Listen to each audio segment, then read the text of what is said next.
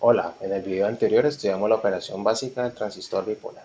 En este video estudiaremos la configuración de base común.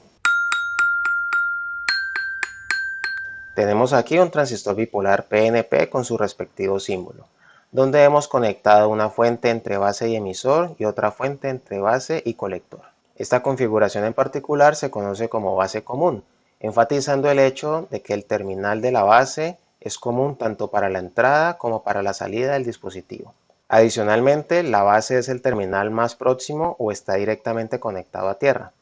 Recordemos que en un diodo la dirección de la flecha nos indica el flujo de corriente convencional. Y vemos que tenemos algo muy similar en el transistor, pues la flecha indica el flujo convencional de portadores desde el emisor a través del dispositivo.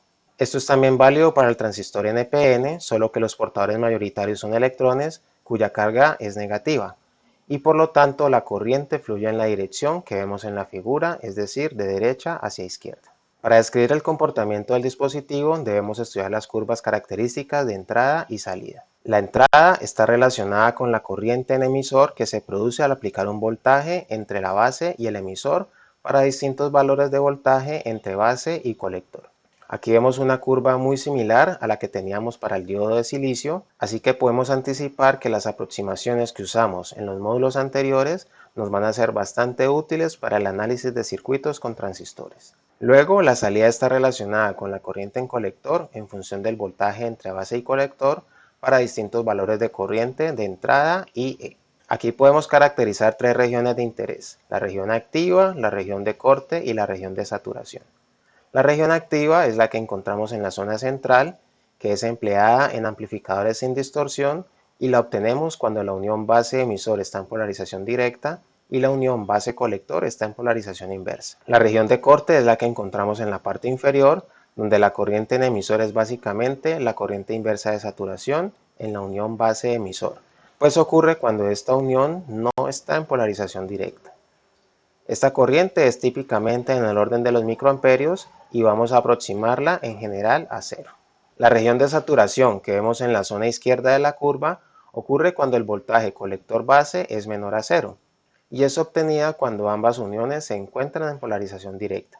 Así que vemos un crecimiento exponencial en la corriente de colector a medida que el voltaje base colector se acerca a cero. Notemos que a medida que vamos incrementando la corriente en emisor, la corriente en colector también aumenta, aproximadamente en la misma magnitud. Así que típicamente vamos a aproximar IC igual a IE, notando también que el voltaje entre base y colector tiene prácticamente un efecto nulo en el valor de esta corriente siempre que estemos en la región activa. Retomando la curva característica de entrada, vimos que para un voltaje fijo entre base y colector, la corriente en emisor incrementa a medida que aumenta el voltaje base-emisor, similar al comportamiento de un diodo semiconductor.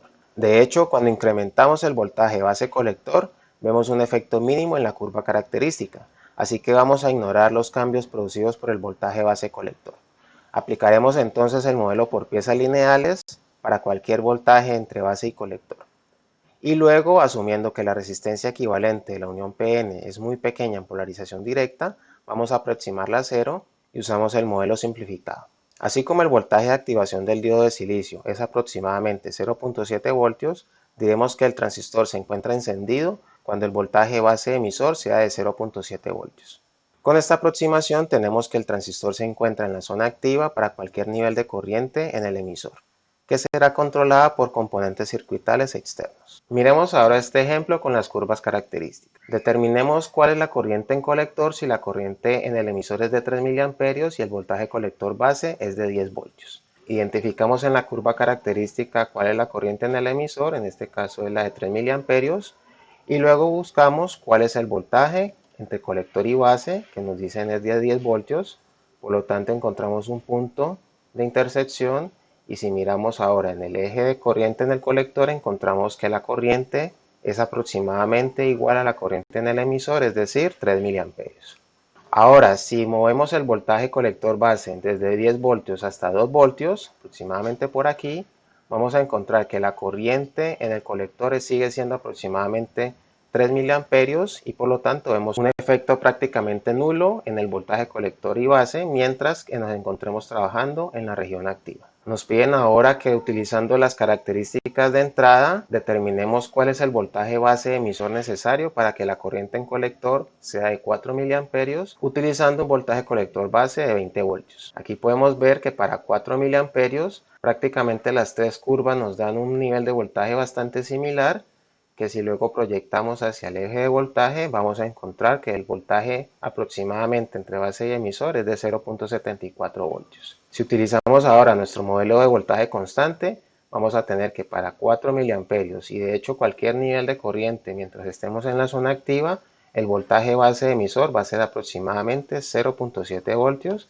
que era lo que habíamos utilizado en el modelo de voltaje constante del diodo. En corriente directa solemos relacionar los niveles de corriente en colector y en emisor mediante el parámetro alfa. De esta forma tenemos que alfa en DC es igual a la corriente en colector sobre la corriente en emisor. Y aunque vimos en la curva característica de salida que alfa es muy cercano a 1, encontramos que en dispositivos prácticos el valor de alfa se encuentra típicamente entre 0.9 y 0.998, con la mayoría de dispositivos en el rango superior. Debemos tener en cuenta que la corriente en colector se compone del flujo de portadores mayoritarios proveniente de emisor y la corriente inversa de saturación que tenemos en la unión base-colector y que se encuentra en polarización inversa. Cuando la corriente en emisor es cero, tenemos que la corriente en colector está dada únicamente por esta corriente inversa de saturación, que es tan pequeña que asumimos igual a cero. En otras palabras, tenemos que cuando la corriente en emisor es cero, la corriente en colector es también cero para el rango de voltajes entre base y colector. En corriente alterna, cuando el punto de operación del transistor se mueve en la curva característica, definimos el parámetro alfa como el cambio en corriente de colector sobre el cambio de corriente en emisor para un voltaje base colector constante. Este parámetro se conoce usualmente como factor de amplificación de cortocircuito de la configuración base común, y en general vamos a encontrar que el parámetro alfa en AC y en DC son bastante similares y típicamente vamos a aproximar su magnitud igual a 1. A medida que el voltaje base colector es incrementado, llegamos a un punto en el que las curvas tienen un cambio dramático de corriente.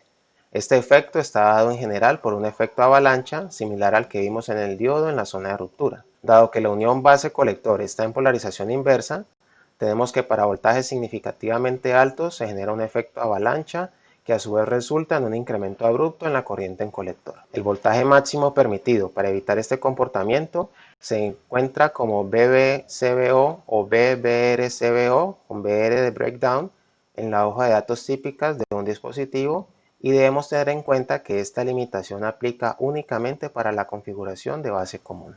En este video estudiamos la configuración base común. En el próximo video estudiaremos la configuración de emisor común, que es una de las más utilizadas con transistores bipolares. Los dejo con la referencia bibliográfica. Saludos.